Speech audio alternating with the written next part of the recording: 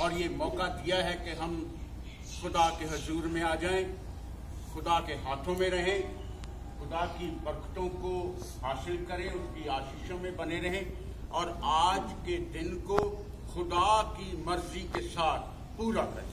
जैसा वो चाहता है वैसा हम उसकी मर्जी को पूरा करें। वाई, व्हेन, वेयर, हु, ये डब्ल्यू वाले शब्द जो हैं उनको हम अपनी जिंदगी से निकाल दें। क्यों, कहां, कैसे, कब, इन शब्दों को निकाल करके अपनी जिंदगी में हां वाला शब्द इस्तेमाल करें। हाँ जी, ठीक है जी, ऐसा ही करेंगे, ओके, वेरी नाइस, इन शब्दों पर आ जाएं। क्योंकि अब खुदा चाहता है कि आप बनावटी न रहें, आप लोग सचमुच में खुदा के बेटे और खुदा की बेटियां बन जाओ, सचमुच में, दिल से, ईमान से।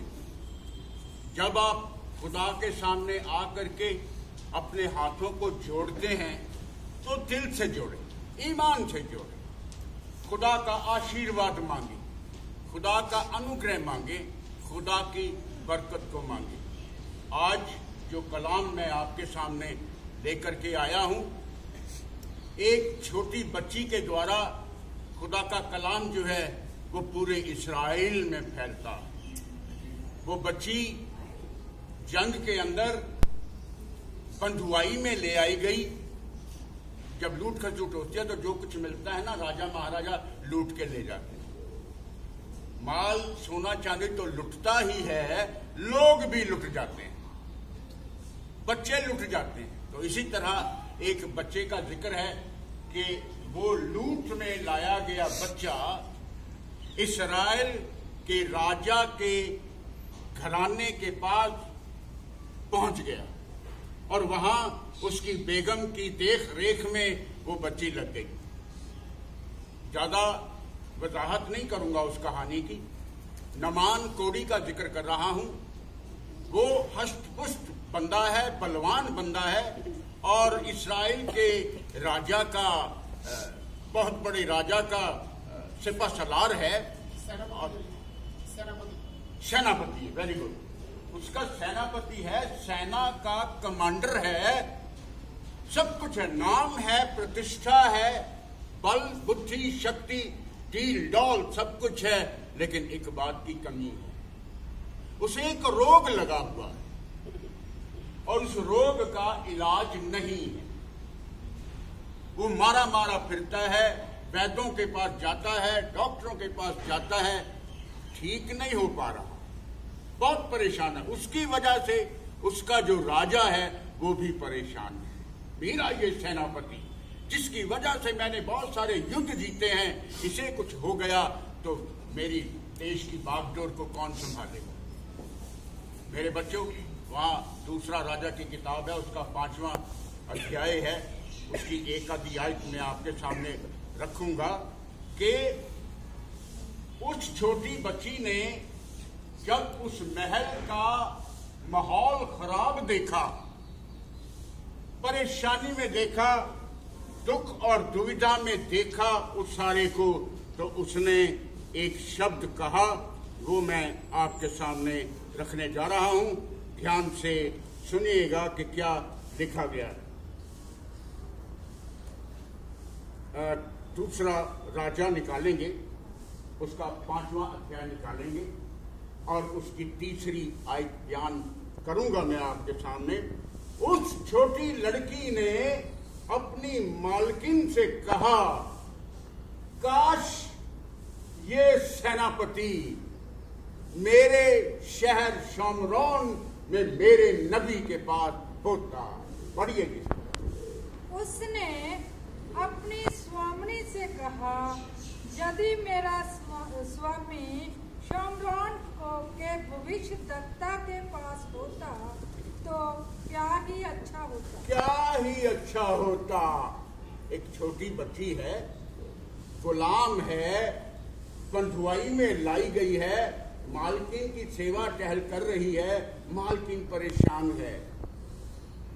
हाय हमारा योद्धा कोड़ से भरा हुआ है, डील डॉल है, सब कुछ है, प्रतिष्ठा, सोना चांदी, देश, प्राण, सब कुछ है, लेकिन कोड़ से भरा हुआ है। और ये छोटी बच्ची खुदा का कलाम पेश कर रही है, ईश्वर की ताकत को बता रही है, उसकी सामर्थ्य का खुलासा कर रही है। काश ये योद्धा जो कोड़ से भरा हुआ है मेरे शहर शामरोन में मेरे नबी के पास होता। इतना बड़ा पैगाम है। उसकी कंस्ट्रक्टिवनेस को देखिए, उसके सॉलिडपन को देखिए, कितने जोश के साथ उसने कह दिया, काश ये मेरे स्वामी मेरे नबी के पास होता तो क्या ही अच्छा होता।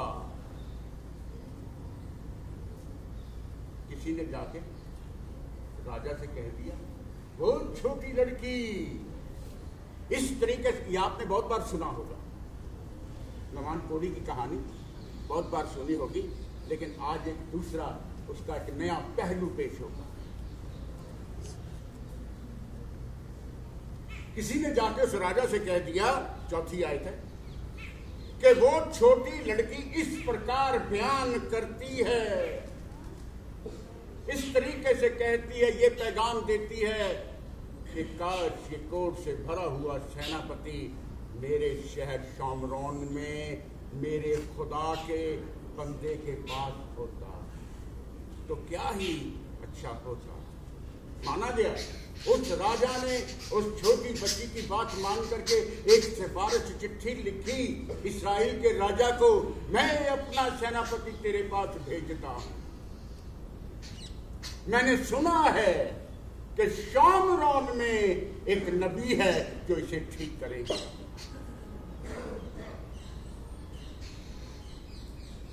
राजा ने चिट्ठी लिखी, सिफारिश की चिट्ठी लिखी, राजा को चिट्ठी लिखी। उसने जब खत को पढ़ा अपने कपड़े फाड़ दिए। मैं नबी नहीं हूं, मैं खुदा का बंदा नहीं हूं, मैं खुदा की नजदीकी में नहीं हूं। मैं कौन हूं कि इसके रोग को चंगा कर दूं? मैं कोई मारने वाला और जिंदे करने वाला आदमी नहीं। वो परेशान हो गया, अपने कपड़े फाड़ने लगा। तब खुदा के बंदे ने उसको कहला भेजा, राजा तेरी जय हो, तू महान हो, तू अपने कपड़े क्यों फाड़ता है? आज दूसरे पहलू को जा रहा, तू अपने कपड़े क्यों फाड़ता है? तू अपने आप को परेशान क्यों करता है? उसे मेरे पास भेज दे। Send him to me. आज खुदा की बानी, आज का खुदा का कलाम जो है यही कहता है, ऐ बोझ से दबे हुए लोगों, बीमारियों में संलिप्त लोगों, परेशानियों में घिरे हुए लोगों, दर्दों में रहने वाले लोगों, सेंड देम टू मी, उन्हें मेरे पास भेजो। हम अपनी दौड़ रहे हैं, खुदा का कलाम कहता है उन्हें खुदा के पास भेजो, खुदा के बंदों के पास भेजो। पढ़ेंगे कहां लिखा है, 8वीं आयत है। दूसरा राजा का जिक्र हो रहा है, 5 अध्याय है, उसकी 8वीं आयत है। तब खुदा के बंदे अलीशा नबी ने इस्राएल के राजा के पास कहला भेजा, तू अपने कपड़े क्यों फाड़ता है? तू अपने जिस्म को क्यों चीरता है? तू अपना जिस्म क्यों उधाड़ता है? क्यों परेशान होता है? उससे मेरे पास भेज दे। पढ़िए जी, किसको मिल गए? यह सुनकर कि इस्राएल के राजा ने अपने वस्त्र फाड़े हैं, परमेश्वर के भक्त अलीशा ने राजा के पास कहला भेजा, तूने क्यों अपने वस्त्र फाड़े हैं? अब वह मेरे पास आए। उसे मेरे पास भेज दे, वो मेरे पास आ जाए, तब तू जानेगा। यूं आगे लिखा हुआ है, पूरी आयत पढ़ दीजिए। तब तू जान लेगा कि इस्राएल में एक भविष्यद्वक्ता है।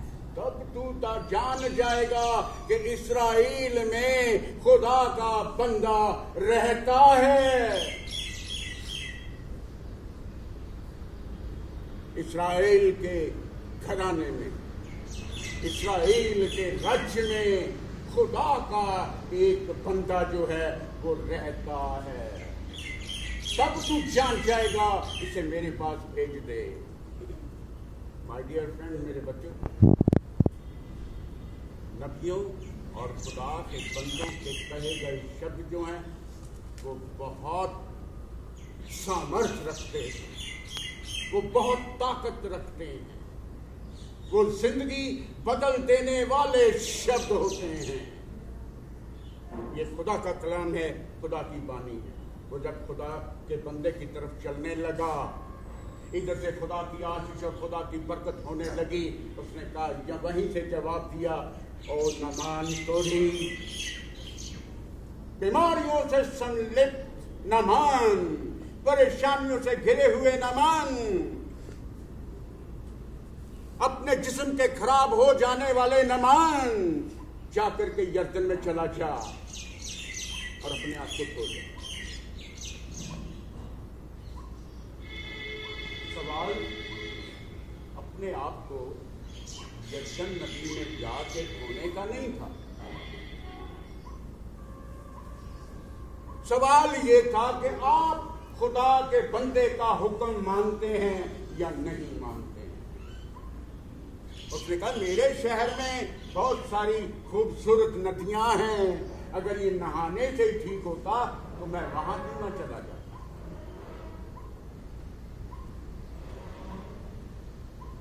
वापस चला गया, मैं नहीं नहाऊंगा, मैं खुदा के हुक्म को नहीं मानूंगा, मैं खुदा के बंदे के कहे हुए शब्दों का मान नहीं करूंगा। वापस चल दिया, क्योंकि सेनापति है ना। मैं उस खुदा की बात कर रहा हूं जिसके सामने राजाओं के राजा भी झुकते हैं, सेनापति के सेनापति भी झुकते हैं। मैं उन बंदों की बात कर रहा हूं। माय डियर फ्रेंड, मेरे बच्चों जब वापस जाने लगा तो किसी ने सलाह दे दी, तो उसका कहना क्यों नहीं मानता। उसने तेरे से सोना नहीं मांगा, चांदी नहीं मांगी, तेरे से जायदाद नहीं मांगी, राज्य नहीं मांगा, तुझसे इतना ही कहा है कि जाके अपने आप को धो ले। तो धोने में क्या हर्ज है।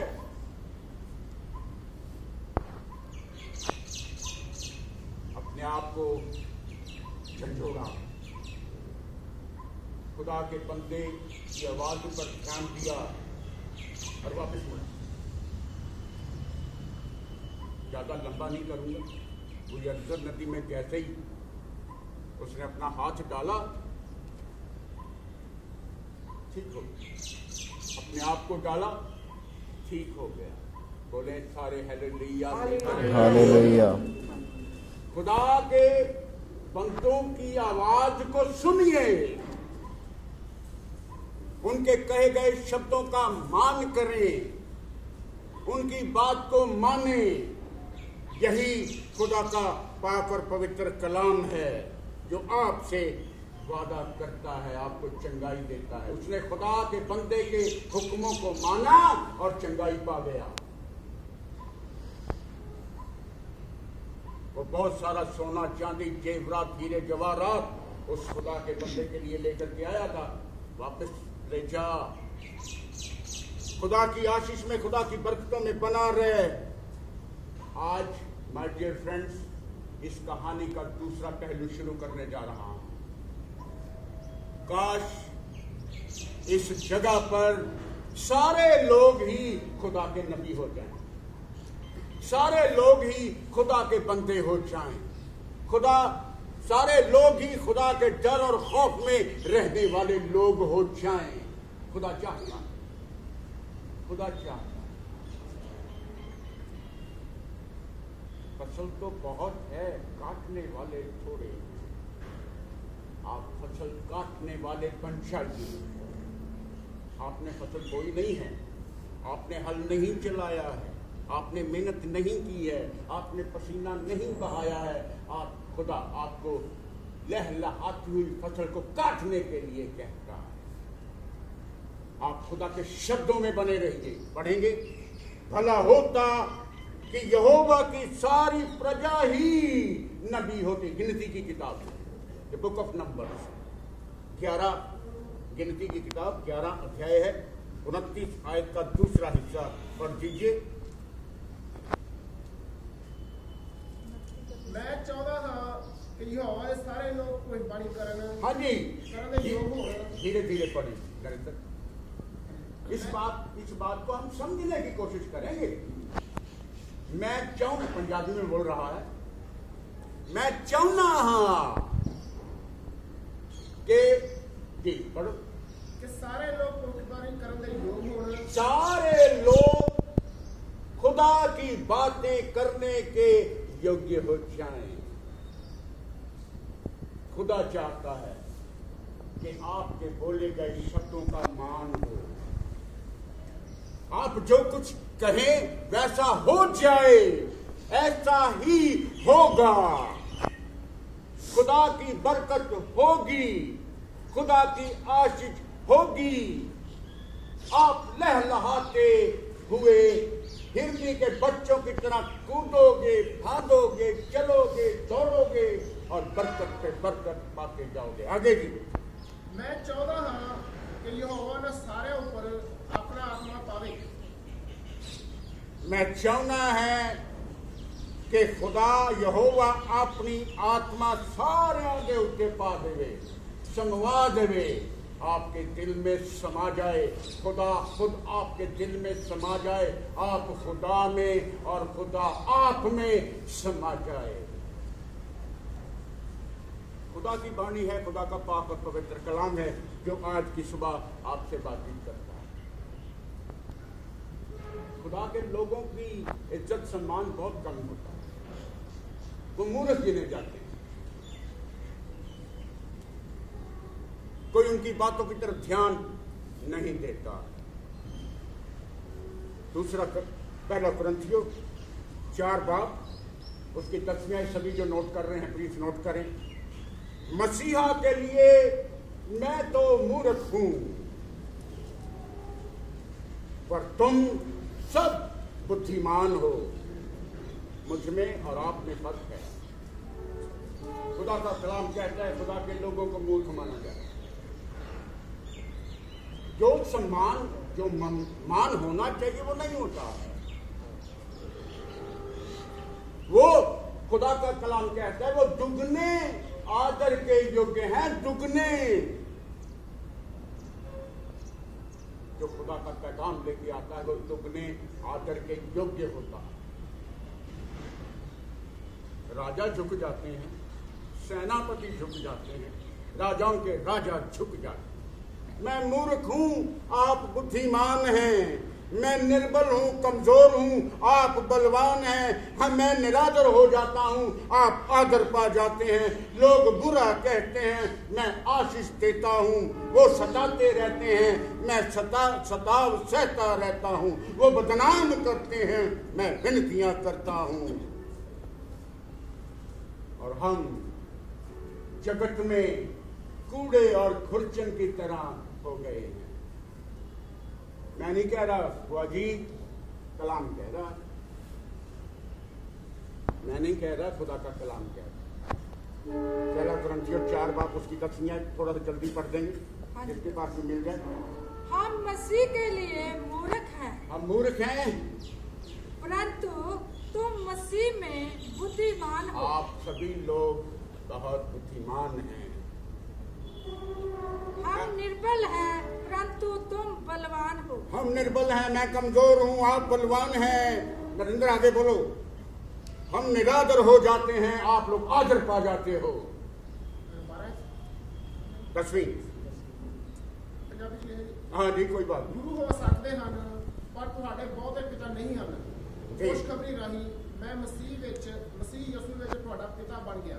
ਇਹਦਾ ਕਰਕੇ अच्छा ठीक है, इस 10वीं आयत को पूरा करेंगे। तुम आदर पाते हो परंतु हम निरादर होते हैं। हम निरादर हो जाते हैं, आप लोगों को आदर मिलता है, सम्मान मिलता है।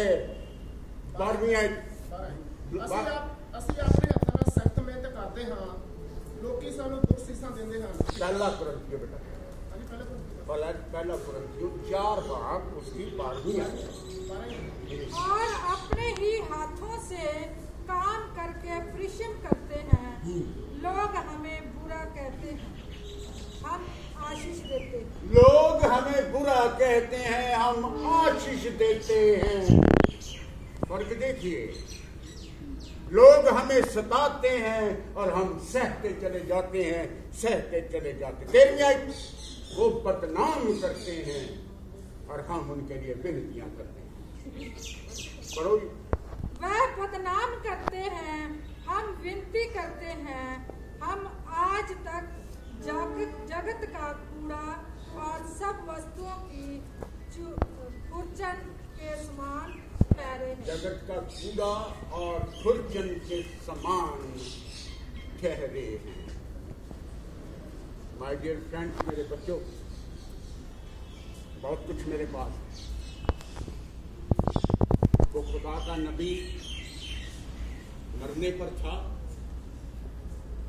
और इस्राएल का राजा फिर से उसके पास आया और उसे हे पिता कहकर पुकारा और उसने कहा, मैं जंग पर जाने वाला हूं। मरने पर है, खुदा का बंदा मरने पर है, रोगी हो गया है, उसका बुलावा आ गया है, खुदा ने उसे बुलाने का पैगाम दे दिया है। तू वो अलीशा नबी है जिसने एलिया की आत्मा का दुगना हिस्सा मांगा है और तुझे दिया गया है। उसकी टांगे पकड़ी थी, कहता मैं तुझे जाने नहीं दूंगा। आज वक्त आ गया है कि वो अपने एलिया के पास जाने के लिए तैयार है। जाते जाते भी उसकी सामर्थ को देखिए। उसने अपने राजा से कहा, तीर और धनुष ले आ और इस पर अपना हाथ लगा। उसने उस पर हाथ लगाया और उसे कहा कि पूरब की ओर की खिड़की खोल के ना अपना तीर चला दे, हवा में उड़ा दे। जिस तरीके से ये तीर उड़ रहा है, तू भी इसी तरीके से उड़ करके बहुत सारे देशों को जीत लेगा। खुदा के बंदों का बहुत सामर्थ्य। और तीर छोड़ा गया। दूसरा ग्रंथ 13:14 से आगे लिखा हुआ है। इस बयान को पढ़ लीजिएगा घर पर जाकर, क्योंकि वक्त इजाजत नहीं दे रहा कि मैं आगे जाऊं।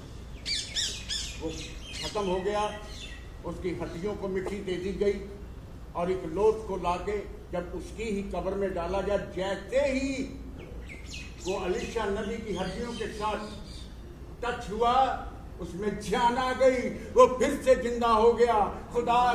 खुदा के लोगों के शब्दों में इतनी ताकत होती है। वो मर गया, अभी भी उसकी हड्डियां जो हैं वो खुदा का पैगाम दे रही हैं। अभी भी उसकी हड्डियां जो हैं खुदा की बातें सुना रही है।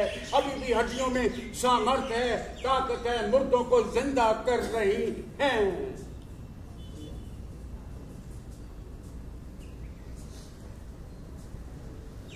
उसकी हड्डियों में इतनी ताकत और सामर्थ्य थी, तो जिंदा रहते हुए कितनी सामर्थ्य हो। माय डियर फ्रेंड्स, आखिरी आयत पे हूं। खुदा का इकलौता बेटा मसीहा एक सड़क से, यरीहो की सड़क से गुजर रहा था। दूर जंगलों में जो कोड़ से भरे हुए बहुत सारे लोग थे, उनको जब पता लगा कि मसीहा गुजरता है, तो उन्होंने इकट्ठे होके आवाज लगाई। वो आवाज क्या थी? ओ मसीहा, ओ यीशु नासरी, दाऊद की संतान, हम पर दया कर दे। आज इस आखिरी शब्द से मैं आज की डिवोशन को पूरा कर रहा हूं। परेशान लोगों, दुविधा में पड़े हुए लोगों, तंगी और तकलीफों में रहने वाले लोगों, बीमारियों में ग्रस्त लोगों, अपने दिल से एक आवाज लगा दीजिए, ऐ दाऊद की संतान मसीहा, हम पर दया कर दे। आप पर दया हो जाएगी और उस दया के अंदर हर एक चीज शामिल है जो आज हमें जरूरत है। आज आपको जिस चीज की जरूरत है वो खुदा के हाथ में है और उसने अपने हाथ आपकी तरफ रखे हुए हैं। जिस चीज की जरूरत है उसे ले लो, जो कुछ चाहिए उसे उठा लो, ले लो। खुदा की बाणी है, खुदा का पाक और पवित्र कलाम, उसकी दया को मांगिए, वो आप पर दयावान हो जाएगा, आपको बरकतों से भर देगा, आपको आशीष से भर देगा। ये मेरा यकीन है, आपका भी ये यकीन हो जाना चाहिए। खुदा के मुबारक लोगों, अपने खुदावन को पुकारो और आपके हर एक काम में खुदा नजर आ जाए। लोग कहने वाले हो जाए, ये खुदा की बंदी है, ये खुदा का बंदा है, जो कुछ ये कह देगा मेरी जिंदगी में पूरा हो जाएगा। खुदा आपको बहुत सारी आशीष देगा, आपको बरकत देगा। आपने आज खुदा के कलाम को सुना, खुदा की बातों को सुना और ग्रहण किया है। खुदा आपको बरकतों पर बरकतें, आशीषों पर आशीषें, चंगाई पर चंगाई, रहनुमाई पर रहनुमाई, सब कुछ आपको दे देगा। खुदा बाप, बेटे और बाप अपने हाथों को जो, अपनी आंखों को बंद करें, अपने खुदा के सामने, जो खुदा आसमान का और जमीन का मालिक है, वो आपके सामने खड़े होकर के अपने कलाम को पेश करता है कि मेरे पास आ जाओ, ऐ खुदा के बेटे और बेटियों, खुदा के पास लौट आओ। ऐ बनी आदम वापस आ जाओ, खुदा की बरकतों को ले लो, खुदा की आशीषों को ले लो, उसके वचन को अपनी जिंदगी में काम करने दो, अपनी जिंदगी को बढ़ावा दो, खुदा के कामों में लग जाओ। आज के दिन का पूरा सम्मान करो, आज की बातों का सम्मान करो। खुदा में बने रहो, खुदा में बने रहो, उस खुदा के नाम से जो हमें यूं मांग लेना सिखा देता है। ऐ हमारे बाप जो आसमान में है, तेरा नाम पाक माना जाए, तेरी बादशाहत आए, तेरी मर्जी जैसे आसमान पर पूरी होती है, जमीन पर भी पूरी हो। हमारे रोज की रोटी आज हमें बख्श दे, जैसे हम अपने कसूरवारों को माफ करते, तू भी हमारे कसूर हमें माफ कर। हमें आजमाइश में ना पड़ने दे, बल्कि बुराई से बचा, क्योंकि बादशाह, कुदरत और जलाल सब कुछ तेरा है। खुदा की बरकतों को हासिल करना,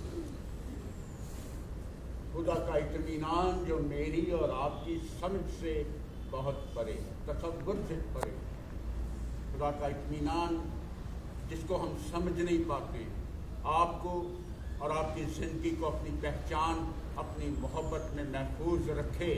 और अब हमारे खुदा यीशु मसीह का फजल, खुदा बाप की मोहब्बत और रूह पाक की रिफाकत और शिराकत आप सबों के साथ, कुल आलमगीर के साथ, सभी ईमानदार लोगों के साथ, इस इंस्टीट्यूट में आए हुए सभी मरीज और उनके रिश्तेदारों के साथ, सारे खड़े हुए स्टूडेंट स्टाफ के साथ, अब से लेकर के हमेशा हमेशा तक होती रहे। आमीन।